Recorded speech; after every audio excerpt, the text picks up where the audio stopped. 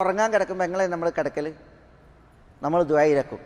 അല്ലാഹുമ്മ അസ്ലംതു നഫ്സി ഇലൈക് വവജ്ജഹ്തു വജ്ഹി ഇലൈക് വഫവ്വൽതു അംരി ഇലൈക് വഅൽജഅതു ബഹ്രി ഇലൈക് റഗ്ബതൻ വറഹബതൻ ഇലൈക് ലാ മൽജഅ വലാ മൻജഅ മിൻക ഇല്ലാ ഇലൈക് ആമൻതു ബികിതാബിക അല്ലദീ അൻസൽത് വബിനബിയിക അല്ലദീ അർസൽത്.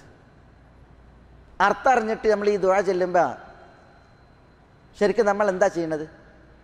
നമ്മളുടെ സകലവും നമ്മൾ അള്ളാഹുവിലേക്ക് ഏൽപ്പിക്കുകയാണ്.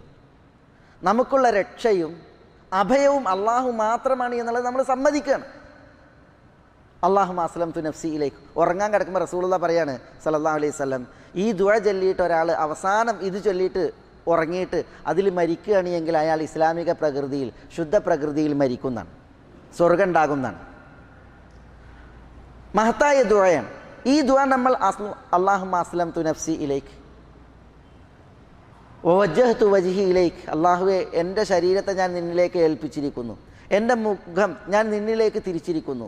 വഫവ്വൽതു അംരി ഇലൈക്, എൻ്റെ കാര്യങ്ങൾ ഞാൻ നിന്നിലേക്ക് ഏൽപ്പിച്ചിരിക്കുന്നു. വഅൽജഅതു ബഹ്രി ഇലൈക്, എൻ്റെ മുതുകിനെ ഞാൻ നിന്നിലേക്ക് ചായിച്ചിരിക്കുന്നു. റഗ്ബതൻ വറഹബതൻ ഇലൈക്, നിന്നിലേക്ക് ആഗ്രഹമുള്ളവനായി നിന്നെ പേടിച്ചുകൊണ്ടാണ് ഞാനിതൊക്കെ ചെയ്യണത്. ലാ മൽജാ വലാ മൻജാ മിൻക ഇല്ലാ ഇലൈക്, നിന്നിൽ നിന്ന് നിന്നിലേക്കല്ലാതെ ഒരു രക്ഷയും അതേപോലെ അഭയവുമില്ല എന്ന് പറയാൻ. ആമൻതു ബികിതാബിക അല്ലദീ അൻസൽത്, നീ അവതരിപ്പിച്ച വേദഗ്രന്ഥത്തിൽ ഞാൻ വിശ്വസിച്ചിരിക്കുന്നു. വബി നബിയിക അല്ലദീ അർസൽത്, നീ നിയോഗിച്ചയച്ച നബിയിൽ വിശ്വസിച്ചിരിക്കുന്നു.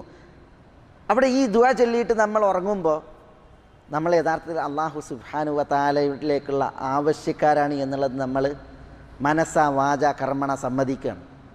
നമ്മളത് അള്ളാഹ്ക്ക് സമ്മതിച്ചു കൊടുക്കുകയാണ്. എന്നിട്ട് നമ്മളത് പ്രയോഗവൽക്കരിച്ച് ജീവിക്കുകയാണ്.